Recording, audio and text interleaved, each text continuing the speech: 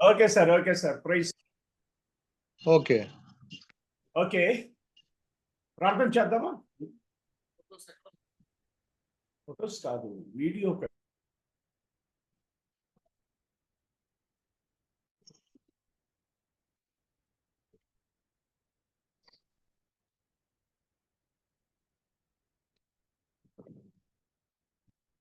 Oh praise the Lord. Ramesh గారు ప్రార్థన చేస్తారా? స్టార్టింగ్ ప్రార్థన. అలాగే. ఒక ఓకే స్టార్టింగ్ ఓకే ప్రార్థన, ఒక పల్లవి, ఒక చరణం. ఓకే ఓకే ఓకే ప్రార్థన చేసుకుందాం. మహాపరిశుద్ధ గల పరలోకపు తండ్రి, ఈ సాయంత్రకాల సమయంలో ప్రభా మరొక్కసారి ప్రభా మేము ఈ విధంగా ప్రభా ఈ జూమ్ మీటింగ్ ద్వారా ప్రభా మీ నామానికి స్తుతించడానికి మరియు మిమ్మల్ని ఆరాధించడానికి, మీ యొక్క వాక్యము నేర్చుకోవడానికి ప్రభా మీరు ఇచ్చిన మహాకృపను బట్టి స్తోత్రములు తండ్రి. ప్రభులకు ప్రభు యేసయ్యా, ఈ సాయంత్రకాల సమయంలో ప్రభా ఎంతమంది అయితే ప్రభా ఈ యొక్క జూమ్ మీటింగ్ లో ప్రభా కనెక్ట్ అవుతున్నారు, వారందరినీ ప్రభా మీ చేతికి అప్పగిస్తున్నాం ప్రభా. మేమందరం ప్రభా మీ యొక్క వాక్యం ప్రభా ఇంకా బాగా నేర్చుకోవడానికి ప్రభా మీరు సహాయం దయచేయమని ప్రార్థిస్తున్నాం తండ్రి. అదే విధంగా ముఖ్యంగా మాస్టర్ గారిని కూడా మీ చేతికి అప్పగిస్తున్నాం ప్రభా. ఆయనకు కూడా ప్రభా మీరు ఇంకా మంచి బుద్ధి జ్ఞానాన్ని తెచ్చిన ప్రభా. ఎంతో మంది ప్రభా వాక్య జ్ఞానం లేని వారిని ప్రభా ఇంకా ప్రోత్సహించడానికి, వాక్యాలు నేర్చుకోవడానికి ప్రభా వారికి ఇంకా ప్రభా మంచి జ్ఞానాన్ని దయచేయమని, మరలా ప్రభా ఈ కార్యక్రమం అంతా ప్రభా మీ నామానికి సమస్త ఘనత మహిమ ప్రభావాలు మీరు పొందుకోవాలని యేసు నామను బట్టి అడిగి వేడుకున్నాం మా తండ్రి. ఆమేన్. పాట పాడుకుందాం. ఒక పల్లవి, ఒక చరణం. Thank you.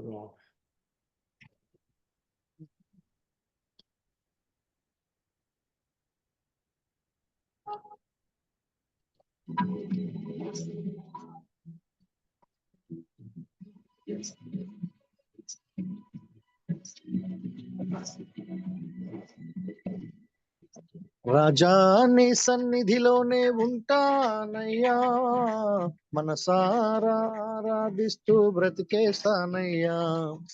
రాజా నీ సన్నిధిలోనే ఉంటానయ్యా, మనసారా ఆరాధిస్తూ బ్రతికేస్తానయ్యా.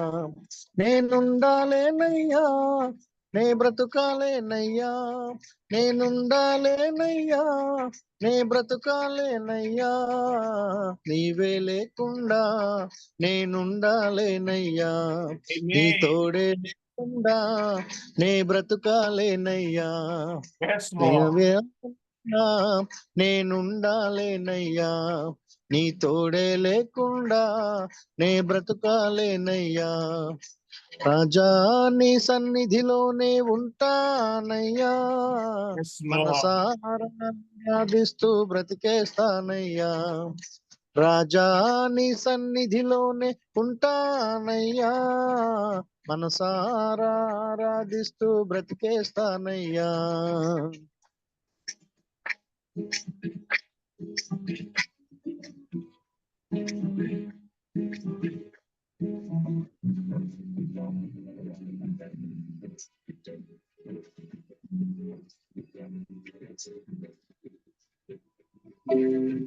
నీ దానములో సంపూర్ణ సంతోషం, ఆరాధించుకునే విలువైన అవకాశం. నీ సన్నిధానములో సంపూర్ణ సంతోషం, ఆరాధించుకునే విలువైన అవకాశం. కోల్పోయినవన్నీ నాకు ఇచ్చుటకును, బాధల నుండి బ్రతికించుటకును, కోల్పోయినవన్నీ నాకు ఇచ్చుటకును, బాధల నుండి బ్రతికించుటకును, నీవే రాకపోతే నేనేమైపోదును, నీవే రాకపోతే నేనేమైపోదును. నేనుండాలేనయ్యా, నే బ్రతుకాలేనయ్యా, నేనుండాలేనయ్యా, నే బ్రతుకాలేనయ్యా, నీవే లేకుండా నేనుండాలేనయ్యా, నీ తోడే లేకుండా నే బ్రతుకాలేనయ్యా, నీవే లేకుండా నేనుండాలేనయ్యా, నీ తోడే లేకుండా నీ బ్రతుకాలేనయ్యా, రాజా నీ సన్నిధిలోనే ఉంటానయ్యా, మనసారా ఆరాధిస్తూ బ్రతికేస్తానయ్యా, రాజా నీ సన్నిధిలోనే ఉంటానయ్యా, మనసారా ఆరాధిస్తూ బ్రతికేస్తానయ్యా, మనసారా ఆరాధిస్తూ బ్రతికేస్తానయ్యా. Hallelujah. Hallelujah. Praise the Lord. Hallelujah. అయ్యా మరి ఎవరు వచ్చినారా పేర మనం స్టార్ట్ చేసిద్దాం. మరి విశ్వం ప్రసాద్ గారు వీళ్ళందరూ లైన్లో ఉన్నారో లేదో తెలియదు, ఇద్దరు ఉన్నారట. తాతబాబు గారు కూడా అటెండ్ అవుతామన్నారు. సరే, మీరు బాగున్నారండి? అందరూ బాగున్నామయ్యా. పిల్లలు పిల్లలు క్షేమంగా ఉన్నాం దేవుని కృప వల్ల. ఓకే సార్, మీరు దేవుని సేవలో ఉంటున్నారు, సంతోషం. సరే, వాస్తవంగా రెండవ సెషన్ యొక్క అంశం ఏంటంటే బైబిల్ దేవుడైన యావే లేక యెహోవా భయపడ్డాడా? ఆదాము అవ్వలను ఏదెను తోట నుండి బయటికి నెట్టేశాడు అని ప్రశ్నించారు ఒకటోదిగా. రెండోదిగా ఏమని ప్రశ్నించారట అంటే ఆదికాండము 6వ అధ్యాయము 1-7 వచనాల్లో నెఫిలీలను చూచి బైబిల్ దేవుడు భయపడ్డాడా, వారిని వరదతో నాశనం చేశాడు అని చెప్పి అన్నారు. మూడో ప్రశ్న ఏంటన్నారంటే ఆదికాండము 11వ అధ్యాయం 5-7 వచనాల్లో నిమ్రోదు ఆ ప్రజలను చూసి బైబిల్ దేవుడు భయపడ్డాడా, బాబెలు పట్టణాన్ని మోక్షానికి లేకపోతే పరలోకానికి అంతగా కట్టేస్తున్నాడు, మనతో సమానం అయిపోతాడు, మనం వచ్చి ఏమని చేస్తాడు, మనం జయించలేమని చెప్పి భయపడ్డాడా, భాషలు తారుమారు చేసి ఏం చేశారట, భాషలు తారుమారు చేసి వారిని స్కాటరైజ్ చేశాడు అని చెప్పి వాళ్ళు 3 రకాల ప్రశ్నలు వేస్తున్నారు. 3 రకాల ప్రశ్నల్లో మొదటి ప్రశ్న గత వారం మనం చూసుకున్నాం. గత వారం కారణాలు ఏంటదా అంటే మొదటి పాయింట్లో చూసుకున్నాం. ఏంటది అంటే బైబిల్ దేవుడైన యెహోవా ఆదాము అవ్వలను ఏదెను తోట నుండి బయటికి నెట్టేశాడు అన్నది, భయపడి నెట్టేశాడా అన్నదానికి సమాధానం అనేది మాట్లాడాం. అయితే అక్కడ భయపడి నెట్టాడు కాదు, కానీ అక్కడ ఏమైందట అంటే దేవుడు చెప్పినంత వరకు తినకుండా వెయిట్ చేయాల్సిన ఆ మంచి చెడ్డ తెలివిని వృక్ష ఫలముని సర్పము చెప్పింది కదా అని చెప్పి అవ్వమ్మ చెప్పింది కదా అని చెప్పి ఈయన తిన్నాడు ఆదాము. ఆ తినే కారణాన్ని బట్టి ఏమైందట, దేవుడు విధించిన శాపము ఏంటని విధించాడు దేవుడు, నీవు ఆ పండు తిని దినమున నిశ్చయముగా చచ్చదు అని చెప్పి ఆదికాండము 2వ అధ్యాయంలో 17 నుండి చదివితే ఉంటుంది. అక్కడ 2వ అధ్యాయంలో నిశ్చయముగా చచ్చదు అని మాట అన్నాడు. కనుక ఏమైందట అంటే ఆదాము ఏమయ్యాడట అంటే ఆదాము నుండి దైవిక బీజము చనిపోయింది అన్నాను గత వారంలో. దానికి దైవిక బీజము అనే మాట వాడినప్పుడు ఆదాము దేవుని కుమారుడు అని నిరూపించారు గత వారంలో. దేవుని కుమారుడు అని నిరూపించడానికి 2 విషయాలు మాట్లాడాను. ఏంటది అంటే దేవుడు యావత్తు సృష్టికి కూడా పేర్లు పెట్టమని చెప్పాడు. కనుక పేర్లు పెట్టాడు ఎవరు, ఆదాము. అంటే మనం పేర్లు పెట్టమని ఒక 15 పేర్లు పెట్టడానికే గింజుకుంటాం మనం. అలాంటిది కోట్ల కొలది జీవరాశులకి యూనివర్స్ అంతటికి కూడా పేర్లు పెట్టాడు ఆదాము. అంటే అది ఏ జ్ఞానం అట, మనుష్య జ్ఞానం అయితే మాత్రం కాదు. అది దేవుని సర్వజ్ఞాని దేవుడు కనుక ఆయన కుమారుడుగా నిత్యత్వపు ఉద్దేశంతో చేయబడిన ఆదాము కూడా దేవుని కుమారుడు అని నిరూపించడానికి మొదటి ఆధారం. ఎండా పాయింట్ రాసుకోండి, మీకు నోట్స్ కూడా పంపిస్తాను. రమేష్ గారు అలాగే ఎవరు స్థలం రాసుకోండి. మొదటి పాయింట్, ఆదాము దేవుని కుమారుడు అనబట్టానికి 2వ పాయింట్ ఏంటట అంటే దేవుడు గాఢ నిద్రను కలుగజేసి ఏం చేశాడట అంటే ఆడదాన్ని చేశాడు, అవ్వమ్మను చేశాడు. ఆ అవ్వమ్మను చేసి ఆదాము ఉండేటువంటి ఆ ప్రకటనకుల్లో ఒక ఎముకను మాంసముద్రను పెట్టి అవ్వమ్మను దేవుడు సృష్టించినప్పుడు ఆదాము దగ్గర తీసుకొస్తాడు నేరుగా, ఏమీ చెప్పకుండా. వాస్తవంగా మనుషులైతే ఏమవుతుందట అంటే గాఢ నిద్ర పట్టినప్పుడు ఇంట్లో ఏం జరుగుతుందో కూడా తెలియదు, లేకపోతే ఏనుగులు చిక్కుమ్మినా తెలియదు, లేకపోతే ఏదో అయిపోతుంది వీధులన్నా తెలియదు. ఎందుకంటే గాఢ నిద్ర అనేది దాని యొక్క తత్వం అది. కాబట్టి ఆదాముకి మనుషుడిగా అయితే అప్పటికి దేవుని కుమారుడు కాకపోతే ఏమీ తెలియకపోవును. కానీ ఆదాము ఏమన్నాడు అక్కడ అంటే నా ఎముకల్లో ఎముక, నా మాంసమా అని చెప్పి నీవు నరుల్లో తీయబడ్డావు కనుక నారి అనబడదు అని పేరు పెట్టాడు. దేవుడు పెట్టాడు ఆ పేర్లు. కానీ ఆదాము నిత్యత్వం కలిగిన దేవుని కుమారుడిని నిరూపించటకు దేవుడు ఈ 2 ఆధారాలు మనకి లోకములో విడుదల చేశాడు. కాబట్టి ఆదాము ఆ సృష్టికి పేర్లు పెట్టాడు దేవుని సర్వజ్ఞానంతో. మరి అవ్వమ్మకి పేరు పెట్టాడు. వాస్తవంగా చెప్పాలంటే దేవునికి చీకటి అయినను చీకటి కాకపోవును, ఆయనకి మరుగైంది ఏది కూడా లేదు అన్న ఆరోపణ డివైన్ అట్రిబ్యూట్ అంటారు దాన్ని. అంటే డివైన్ అట్రిబ్యూట్ అనేది అది దేవునికి సంబంధించినది. కానీ ఇక్కడ చూస్తే ఆదాములో కనబడుతుంది ఏంటట అంటే గాఢ నిద్ర కలుగు చేసిన ఆదాముకి మరుగైంది ఉందా? ఏమండి? అక్కడ లేదు. ఏంటి లేదట అంటే నా ఎముకలో ఎముక, నా మాంసంలో మాంసమా, నీవు నరులో నుంచి తీయబడ్డ నారి అనబడదు అని చెప్పగలిగాడు.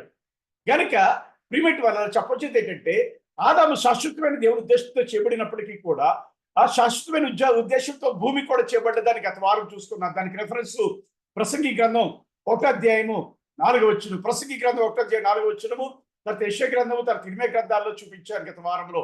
అవి మీకు నోట్స్ లో వస్తాయి. కాబట్టి దేవుడు ఈ భూమిని శాశ్వతమైన ఉద్దేశంతో చేశాడు. శాశ్వతమైన ఉద్దేశం తర్వాత ఈ భూమిలో ఉండేటువంటి ఆ మూలకాలతో, ఆ మట్టితో మానవుని చేశాడు. దేవుని యొక్క శాశ్వతపు ఆత్మను మానవుడిలో ఊపిరి ద్వారా పెట్టాడు, నరస్కారంలో నుంచి పంపించి. అంటే దేవుని ఉద్దేశం ఏంటట, నిత్యము మానవుడు దేవుడితో ఉండాలనేది దేవుని ఉద్దేశం. కానీ ఇది ఎందుకు మళ్ళీ రివైజ్ చేస్తున్నంటే మీరు వెళ్ళలేదు కాబట్టి. కానీ ఏమైందట అంటే ప్రిమిట్ వలన ఏదైతే వనము కూడా భూమి మీద దేవుడికి ఇష్టమైంది ముందుగానే చేయబడ్డది. ఇప్పుడు కోట్ల కొద్ది సంవత్సరాలు ముందుగానే చేయబడ్డది. ఇక ఏదైనా వనము కూడా భూమి మీద చేయబడిన తర్వాత జరిగిన సంగతి ఏంటంటే ఇక ఏదైనా వనము నిత్యత్వానికి సాదృశ్యంగా ఉంది, పరలోక జీవితానికి సాదృశ్యంగా ఉంది. కనుక ఏదైనా వనంలో ఉండేటువంటి 2 విషయాలు ఏంటట అంటే తృప్తికరమైన జీవితము మరియు ప్రశాంతమైన జీవితం అనే 2 ఉన్నాయి. ఏంటండి? తృప్తికరమైన జీవితము, ప్రశాంతమైన జీవితం అనే జీవితాలు 2 ఉన్నాయి. ఈ 2 జీవితాలు ఆ యొక్క ప్రశాంతమైన జీవితం అంటే ఏంటి? మోక్ష భాగ్యములు ఉండేటువంటి జీవితం, బ్రతుకు. అక్కడ ప్రశాంతత తప్ప ఆందోళన ఉండదు. తృప్తికరమైన జీవితం అంటే ఏంటి?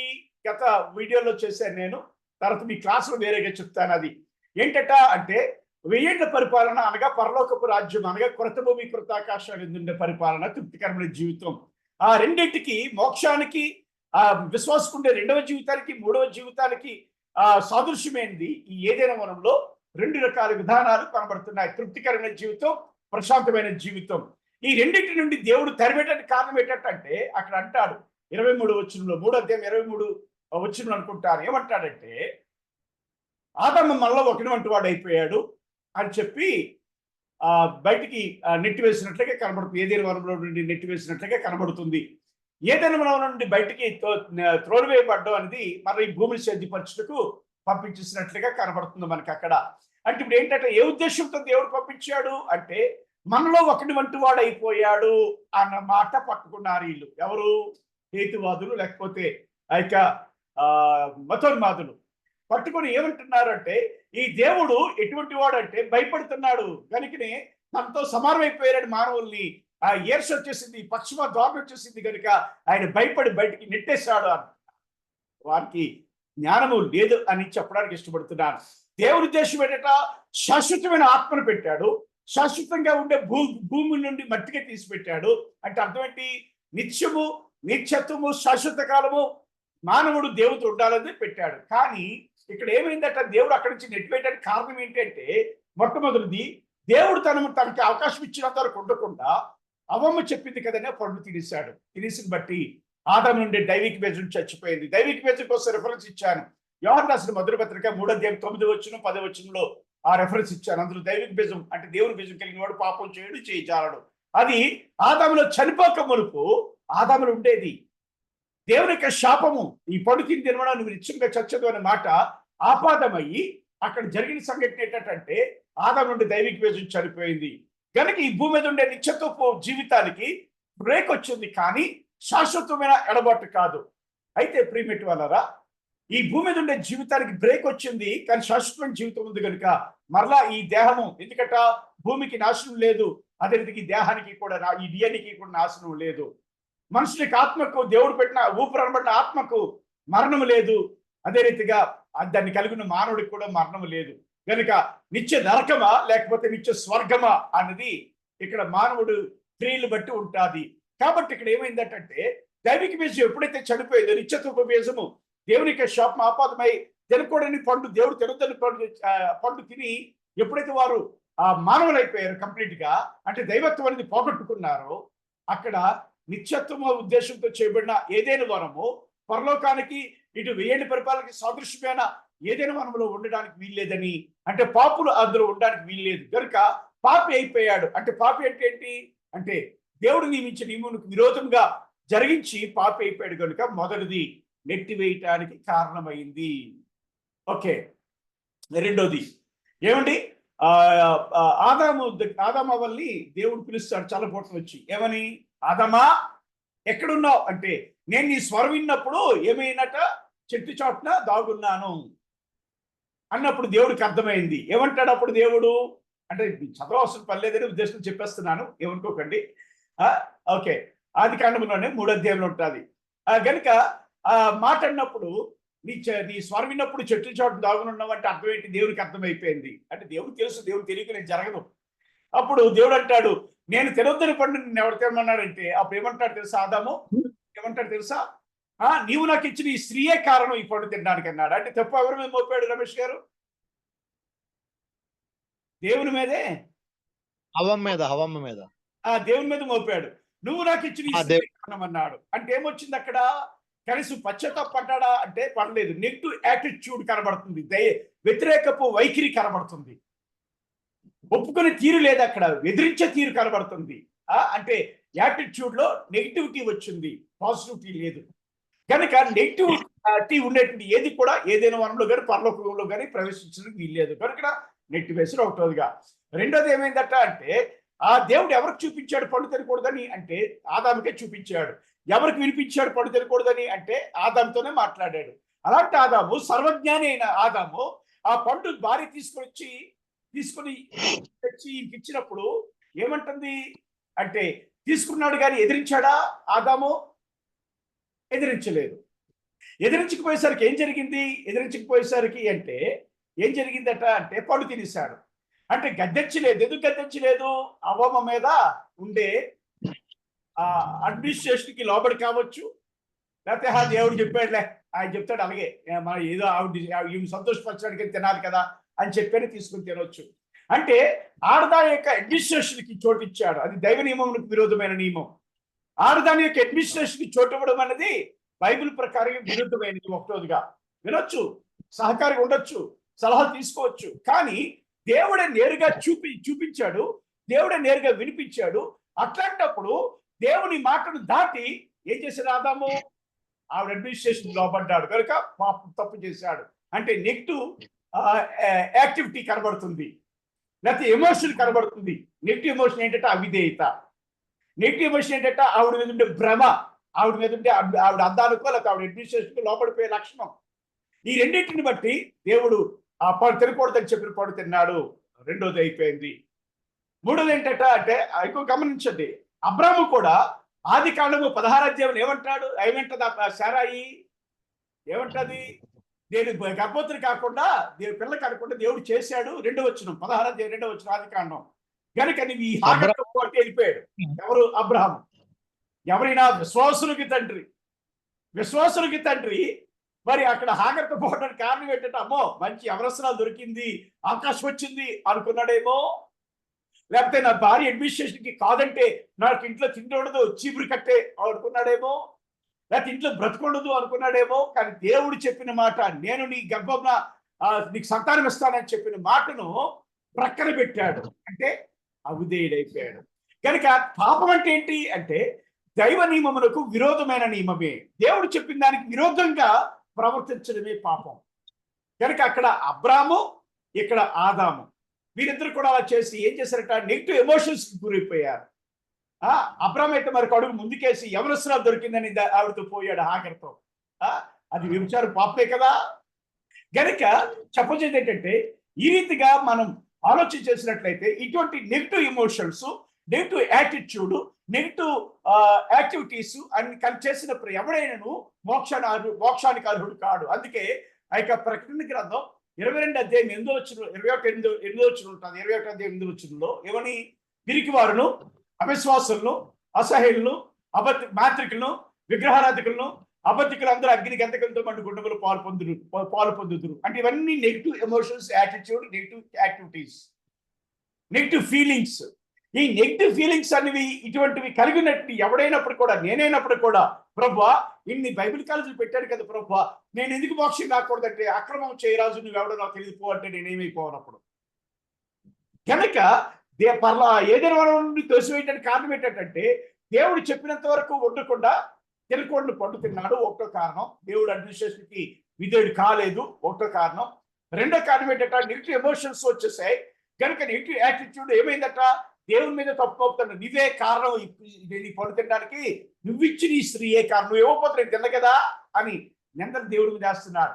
కాబట్టి ఇటు ఏదైనా వరంలోంచి దేవుడు ఆ ఆదాము తోలివేశాడు. దానికి రెండవ కారణం ఇది. అంటే negative emotions, negative attitude, negative activities అన్ని కూడా లోపలికి వచ్చేసాయి. పాపం వచ్చేసింది, అంటే దైవిక వేదన చచ్చిపోయింది. ఈ రెండు ఉన్నాయి. ఈ రెండు కారణాలు బట్టి ఏదైనా వాళ్ళని తోలేశాడు. కానీ దేవుడు భయపడి మాత్రం ఆదమవల్ని తోలలేదు. భయపడి తోలితే ఆయన నిత్య ఉద్దేశంతో నిత్యత్వపు ఆత్మను ఎందుకు పెడతాడు?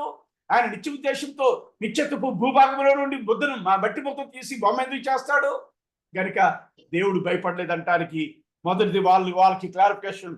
రెండోది ఏంటంటే, ఆదికాండము 6వ అధ్యాయము 1 నుంచి 7 వచనాల్లో చూస్తే అక్కడ ఏముంది? దేవుని కుమారులు నరుల కుమార్తెలు చక్కని వారిని చూచి తమ మనసుకు వచ్చిన స్త్రీలను, కన్యకులు అన్నాడా స్త్రీలు అన్నాడు? అక్కడ చూడండి ఒకసారి బైబిల్లో. స్త్రీలను స్త్రీ అంటే ఎవరు? పెళ్ళైన దాయి. ఇంకా అసలు ట్రాన్స్లేషన్ లో విడో అని ఉంది. అంటే వారి మనసుకి నచ్చిన స్త్రీలను, పెళ్ళైన వారిని, అపిత్రులైన వారిని, కన్యకుల్ని కూడా కాదు. అది కూడా ఎవరట? నరుల కుమార్తెలు. అంటే మనుషులు, అంటే కయీను సంతానం నుంచి వచ్చిన వారు నరుల కుమార్తెలు ఎంచబడ్డది. అక్కడ షేతు వంశం నుంచి వచ్చిన దేవుని కుమారులు అని ఎంచబడ్డది. దేవుని కుమారులు అంటానికి సీక్వెన్స్ ఏమొచ్చిందట? 5వ అధ్యాయము, ఆదికాండం 5వ అధ్యాయము 1 నుండి అలాగే చదివితే, ఆదామట దేవుని పోలిక దేవుని స్వరూపంలో షేతునికి అన్నాడట. అదే పోలిక అదే స్వరూపంలో దేవుడు తన పోలిక చొప్పున తన స్వరూపమందు ఆదామును చేశాడట. ఆదాము చేసిన తర్వాత ఆదాము అదే పోలిక అదే స్వరూపమందు షేతునికి అన్నాడు. ఒక సీక్వెన్స్ ఉంటుంది. అంటే ఎవరట? ఇది దేవుని కుమారుల వంశం, షేతు వంశం. ఏమంటే అర్థమవుతుందా? దేవుని కుమారుల వంశము షేతు వంశం. నరుల కుమార్తెలు ఎవరు? కయీను వంశపు వారు. కయీను వంశపు వారు అంటే కయీను ఎవరట? శాపగ్రస్తుడు. కయీను ఎవరట? శాపగ్రస్తుడు. దేవుడు శపించబడిన వాడు, తను తాను శపించుకొని పారిపోయిన వాడు. వాడి పిల్లల్ని చేసుకోవటానికి దేవుని కుమారులు, వాడి పిల్లల్లో కూడా కన్యక కాదు, స్త్రీలను, అది కూడా విడోస్ని చేసుకోవటానికి వాళ్ళు ఇష్టపడ్డారట. అందుకని దేవుని కోపం వారికి. అంటే నెగిటివిటీ. అంటే దేవుడు ఏమని నియమించాడు? దేవుని పిల్లలా చేసుకోవాలి తప్ప నల్ల కుమార్తెలు పాపలు చేసుకోకూడదు, అన్యులు చేసుకోకూడదు. ఏమండి? లోకానికి తిరుగుబాటుదారులు చేసుకోకూడదు, దేవునికి తిరుగుబాటుదారులు చేసుకోకూడదు. అది అంటే ఇక్కడ దైవ నియమం ఏంటి? అది విరోధమైన నియమంలోనికి వీరు వెళ్ళిపోయారు కనుక దేవునికి కోపం వచ్చింది. దేవుని హృదయం సంతాపపడ్డదట. ఆ యొక్క 6వ అధ్యాయంలో 8వ వచనం 9వ వచనంలో చూస్తే దేవుడు తన హృదయం సతమతం అయిపోయిందట. సంతాపపడి బహుదుఃఖపడిపోయిన దేవుడు. అంటే నేను విధించిన నియమములకు విరుద్ధంగా నడిచారు వీళ్ళు అని. ఆ ఉద్దేశంతో దేవుడు తుడుపు పెట్టాలనుకున్నాడు. ఆయనను నోవాహుని తన వంశముని కూడా దేవుడు రక్షించాడు. ఆయా జాతుల్లో ఉండేది ఆ యొక్క ఆడమగడిని కూడా రక్షించి ఇప్పుడు వరకు మనం భూమి మీద ఉండడానికి దోహదపడ్డది. అంటే దేవుడు ఏ ఉద్దేశంతో వారు తోలేశాడట? నెఫీలీలకి భయపడి తోలేదు దేవుడు.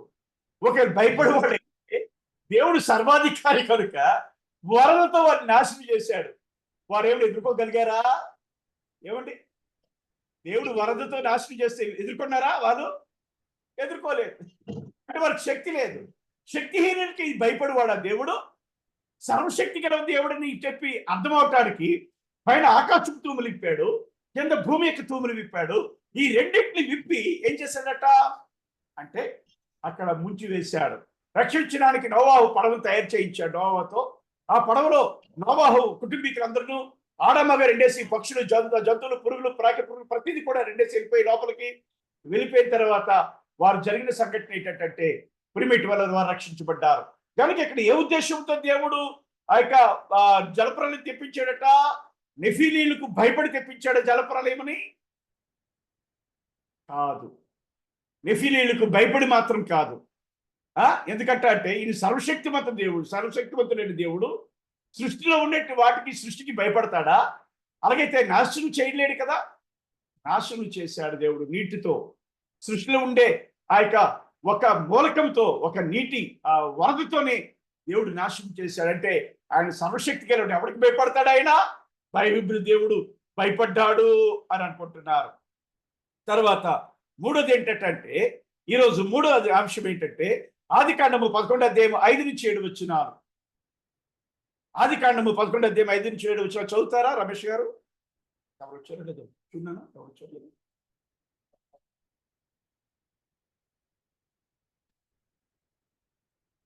ఆదికాండము 11వ అధ్యాయము 5 నుంచి 7 వచనాల్లో నిమ్రోదును ఆ ప్రజలు చూచి దేవుడు భయపడ్డాడా? ఈ బైబిల్ దేవుడు భయపడ్డాడా? ఆ బాబేలు పట్టణమును ఆ గోపురం కట్టి దేవునికి మోక్షానికి చేరిపోతారు ఈ ప్రజలకు భయపడ్డాడా? వారి భాషను తారుమారు చేసి ప్రపంచ నలుమూలలో స్కాటరేజ్ చేశాడు. చేయెత్తారు. చెప్పండి సార్.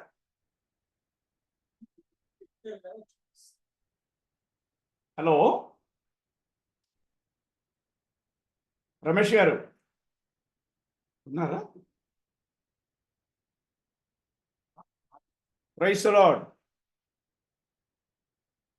రమేష్ గారు వినపట్లేదు. సరే, గనుక ఇక్కడ నిమ్రోదుకి భయపడ్డాడంటే నిమ్రోదుకి భయపడవలసిన పని లేదు. ఎందుకంటే నిమ్రోదు ఎవడు? మనుషుడే. వాడు దేవుని లక్ష్య పెట్టిన వాడు కావచ్చు, కానీ వాడు చేయడానికి ఆటంకం లేదని చెప్పినప్పటికీ కూడా వాడికి దేవుడు విధించే శాపం ఉంది కదా. ఏంటి? నిత్యం చచ్చదు అని ఆ యొక్క శాపానికి లోనైన వాడే ఆ యొక్క నిమ్రోదు. అక్కడ వీరు చేసిన తప్పు ఏంటట అంటే, అక్కడ చూసాం ఏదైనా వనంలో జరిగిన తప్పులు చూసాం. రెండు కేటగిరీ చూసాం. తర్వాత ఇక ఆదికాండం 6వ అధ్యాయం 1 నుంచి 7 వచనాల్లో జరిగిన ఒక పెద్ద తప్పు చూసాం. దేవుని కుమారులు అల్లు కుమార్తెతో పోవడం అనేది, వారికి పిల్లల కన్నం అనేది రెండోదిగా. ఇక్కడ ఏంటట అయిందటంటే, నిమ్రోదుని మనుషుడిని దేవుడిగా పూజించి ఆ నిమ్రోదు గాడికి మా నిమ్రోదే దేవుడని వాడికి ఏంటి కట్టారట? గోపురం కట్టి వాడిని ఆరాధించడానికి. అంటే అక్కడ ఏంటట? అక్కడ కూడా దేవునికి బదులుగా మనుషుడిని ఆరాధించడానికి ఇష్టపడ్డారు కనుక నెగిటివిటీ కనబడుతుంది. అందుకే విగ్రహారాధన చేయవారు అంటే ఏంటట? ఏంటది? పిరికోని విశ్వాసులు, అబద్ధికులు, నరహంతకులు, వ్యభిచారులు, మాంత్రికులు, విగ్రహారాధికులు అని మాట ఉంది. వీరందరూ కూడా అగ్ని గంధకులతో మన గుడ్డలో పాలు పంపుడు పొందుతారు. కనుక ఇక్కడ కారణం ఏంటంటే, ఈ నిమ్రోదే వాళ్ళ యజమానుడయ్యాడు, వాడి ప్రభు, వాడి చక్రవర్తి అయ్యాడు. వాళ్ళ చక్రవర్తిని మనుషుల్ని దేవుడిగా వారు ఆరాధించడం, వాడికి గోపురం కట్టడం, అది కూడా దేవుడు భూమి మీద వారిని ఉండమని దేవుడు సెలవిస్తే ఆకాశం అంటిపోతామని దైవ నియమంలోకి విరుద్ధమైన నియమం. అది ఎవరి నియమం అట? సాతాను నియమం. సాతాను ఏమంటుంది? దేవుని కంటే పైగా అది ఎక్కిపోతాను, పైగా నా సింహాసనం వేసుకుంటాను, అక్కడ ఉంటాను, నా కింద దేవుడు ఉంటాడనే కాన్సెప్ట్ తో ఉన్నాడు. అదే కాన్సెప్ట్ వీరిలో కనబడుతుంది రెండోదిగా. ఈ రెండు కారణాలు బట్టి ఏమైందట అంటే, దేవుడు నిమ్రోదు యొక్క జనాంగం అప్పటి వరకు ఒకటైన భాష, ఒకటైన జనాంగముని వారి భాషను మార్చేశాడు. ఒకరి భాష ఒకరికి అర్థం కాకుండా. మరి నిమ్రోదు దేవుడైతే మరి భాషలు మారిపోయినప్పుడు, భాషలు మారిపోయినా వాడు అక్కడే కట్టివచ్చు కదా మోక్షం వరకు కూడా ఆ గోపురాన్ని పట్టణాన్ని. కానీ భాష మారిపోయినప్పుడు ఆగిపోయాడు. ఆఫ్టర్ భాష మారిపోయినప్పుడు కట్టే సామర్థ్యంలోనికి వెళ్ళలేని ఈ మనుషులను బట్టిన దేవుడిగా పిలువబడుతున్న నిమ్రోదుకి దేవుడు భయపడతాడా? ఏమంటారు? గనుక దేవుడు భయపడ్డు. కాబట్టి దేవుడు అటు ఇక్కడ మనుషుడికి కానీ, మనుషుడికి దేవతారాధన ఆ యొక్క దైవ నియమంలోకి విరుద్ధమైన నియమం వచ్చింది కనుక ఇక్కడ మనుషుడిని దేవుడికి ఆరాధించి ఆ దేవుడి ఉద్దేశం ప్రకారం భూమి మీద మనుషులు ఉండాలంటే ఆకాశానికి ఎక్కిపోతామనే సాతాను ఉద్దేశం కలిగిన ఈ రెండు కారణాలు బట్టి ఇక్కడ వీరి భాషను మార్చాడు, వీరిని ప్రపంచవ్యాప్తంగా స్కాటరేజ్ చేశాడు. అక్కడ ఏమైందట అంటే, ప్రిమిట్ వాళ్ళరా 6వ అధ్యాయంలో వారి దేవుని కుమారులు దైవ నియమం కట్టుబడకుండా ఆ దైవ నియమంకు విరుద్ధముగా నరుల కుమార్తెను చేసుకున్నారు. ఒకటోదిగా. రెండోదిగా వారికి పిల్లల్ని కన్నారు. మూడోదిగా వారిలో స్త్రీలనే పెళ్లి చేసుకున్నారు. ఇవన్నీ కూడా దైవ నియమమునకు విరుద్ధమైనవి కనుక అక్కడ వరదతో దేవుడు ఆ యొక్క వారిని నాశనం చేయడానికి ఇష్టపడ్డాడు. ఆ ముందు ఏంటంటే, ఏదైనా వనంలో కూడా ఆయనకి ఏమొచ్చిందట అంటే, దైవ నియమకు విరోధమైన నియమంగా వారిలో ఉండే దైవిక విజయం చనిపోయింది. నెగిటివ్ యాటిట్యూడ్, నెగిటివ్ ఫీలింగ్స్ వచ్చాయి కనుక దేవుడు అక్కడి నుంచి వారిని అంట తరివేశాడు. గమనించండి, ఈ 3 సంఘటనలు కూడా దేవుడు భయపడ్డా? దేవుడు చేతగాని వాడు అయిపోయాడా? కాదు. బైబిల్ దేవుడే సర్వశక్తి గల దేవుడు, రోషము కలిగిన దేవుడు, బలవంతుడైన దేవుడు, సార్వభౌమాధికారి అయిన దేవుడు. Thank you. ఈ రోజు క్లాస్ అటెండ్ అయిన ప్రతి ఒక్కరికి కూడా హృదయపూర్వక వందనాలు. మీకు ఇది మెటీరియల్ రూపంలో కూడా వస్తుంది, ఎదురు చూడండి. Praise the Lord. రమేష్ గారు రికార్డింగ్ చేసావా?